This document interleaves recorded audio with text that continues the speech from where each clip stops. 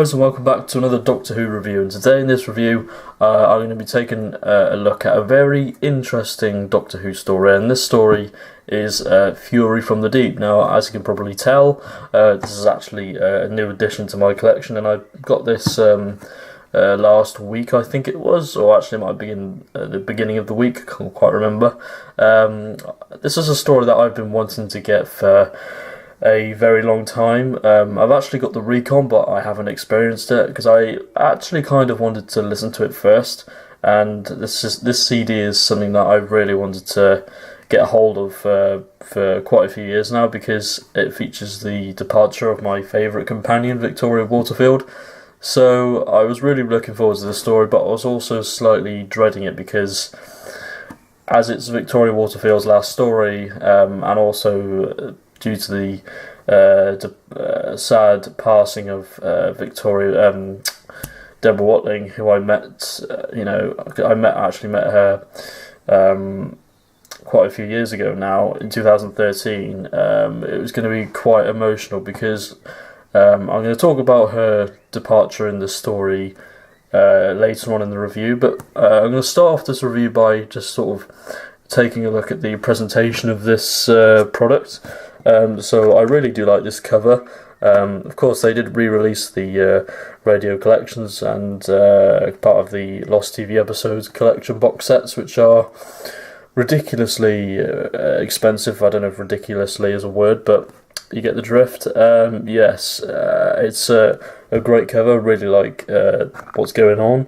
I don't really need to point it out because you can sort of see for yourself. This is actually a character called Quill, for those of you who don't know, so I just thought I'd point that out. You've got the spine there, and you've got the back blurb as well. So I'll just bring that up close. I will read this, so if you want to just skip this part you can, but I'll read it if you're interested.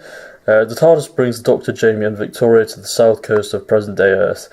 Something nasty is lurking in the gas pipelines of the North Sea, and before long, the nearby refinery is under attack. Landing on a foam-covered beach, the travellers at their first mistaken for saboteurs. A number of the refinery personnel have been behaving strangely, and the base chief, Robson, is showing serious signs of stress. Meanwhile, Maggie Harris, having been stung by a mysterious fond of sea vegetation, is menaced by the sinister engineers Oak and Quill. As sentient foam and weed combine to frightening effect, it soon becomes clear that the danger emanates from beneath the sea. Can this really be heartbreak coming from the deep inside the refinery pipes? Will the Doctor and his friends be in time to prevent an entire takeover of Earth, and will they escape their lives? And there's a little bit about the broadcast of the story there, so hopefully the camera quality is decent enough for you to read that. So inside we have the disc, and behind this is the second disc. I'm not going to risk removing that because it might break, because I'm quite a clumsy person, so I won't bother with that. So now for my overall thoughts and opinions on Fury from the Deep. Well, I listened to the story last night of the time of recording this video, and I have to say it's probably one of my favourite Doctor Who stories of all time. It is I think it's almost perfect. I think what lets it down for me, well, it doesn't really let me down, but I think my only little nitpick is that I think between episodes 2 and 3, it does start to drag a little bit. But that's really my only sort of negative. But now I'm going to go into my sort of reasons why I like the story, because I think the positives completely outweigh the negatives.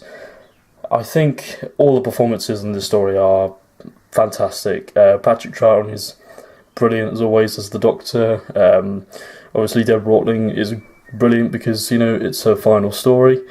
Fraser Hines is brilliant as Jamie. I mean, Fraser Hines gives a fantastic performance in every single story that he's in. I think you can't question his performance at all, because I think Fraser Hines is an amazing actor, and I would love to meet him one day because he's one of the classic Doctor Who companions I haven't yet met. and I'll probably get him to sign this story, I think, if I ever get to meet him, because it's a 6-part story, so I was worried it would drag a little bit.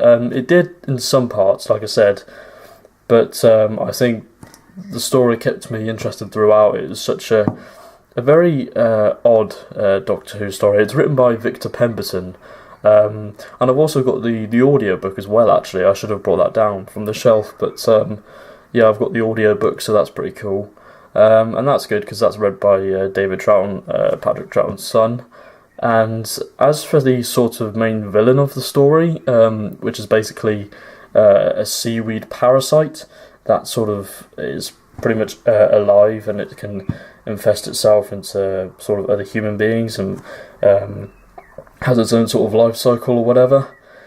It's very interesting, and it does get quite dark towards the end, and I can imagine sort of, because this is such a vivid story, and obviously we can't see any of it apart from a few clips that remain, and that's all that remains, just a few clips, and it's very heartbreaking, and it's sad that Deborah Watling never got to see it again, because, you know, she's no longer with us, and I don't know if the story will get found in my lifetime, but if it ever does get found, then I would probably cry, because it's just such an amazing story, and it's a shame Victor Pemberton never wrote for Doctor Who again.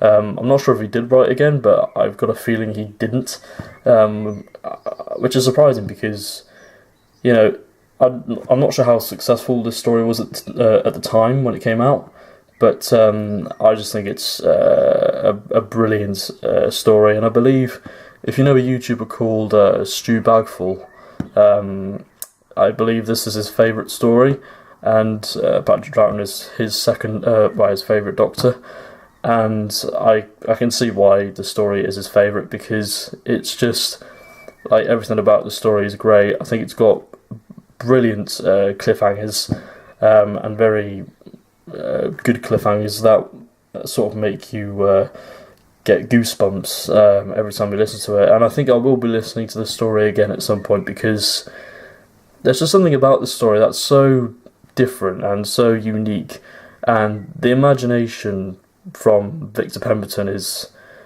it's really impressive, the way he came up with the story, and like I said, it's one of my favourites, because I think all of Victoria Waterfield's or Deborah Watling's stories are all pretty good.